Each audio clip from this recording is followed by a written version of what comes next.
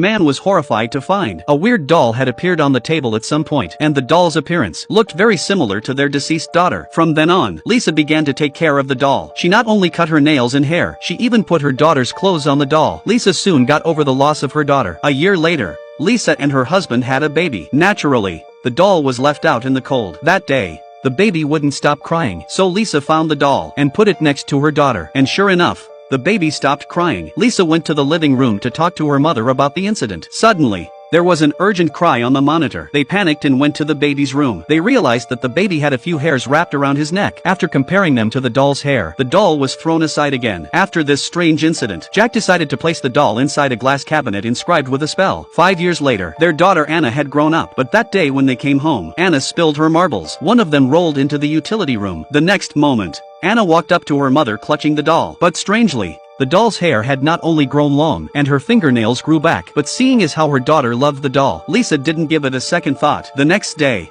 Anna invited her classmates to play with her doll, but her classmates tore the doll's arms. The next moment the student came out crying, and there were 2 teeth marks on her arm. At night, Lisa was walking down the corridor when she noticed a dark shadow flashing in her daughter's room. When she opened the door, she saw her daughter sitting on a stool with her face covered. She was angry that all the pictures of her eldest daughter had been colored in black. When she took off her daughter's hood, she realized it was the doll. The next moment, her daughter walked in, puzzled. That night a figure climbed into Lisa's bed. Lisa thought it was her daughter Anna, but when she turned on the light, she realized it was the doll again. From that moment on, Lisa began to feel intimidated by the doll. So that day, after taking her daughter to school, she put the doll in a rubbish bag and threw it out by the side of the road. But when she got home, she heard a knock at the door. She went out into the hallway and found the doll in her house again. She couldn't stand the fear. She threw a rolling pin at the dolls, but when she was done, she turned around and realized the doll was sitting on her daughter's bed, and it was Lisa's daughter lying on the floor. Luckily, it was all in Lisa's nightmare. But the knocking on the door didn't stop. When Lisa opened the door, the mannequin reappeared in a strange way, so she ran after the rubbish truck with the doll again. But not long after, suddenly there was the sound of police sirens downstairs. Lisa immediately went to the sound, only to see the rubbish truck should have been crushed dolls had become the legs of the sanitation worker. The police rushed to pull up the curtain, but then Anna took the doll out again. Lisa froze in her tracks. When she got home,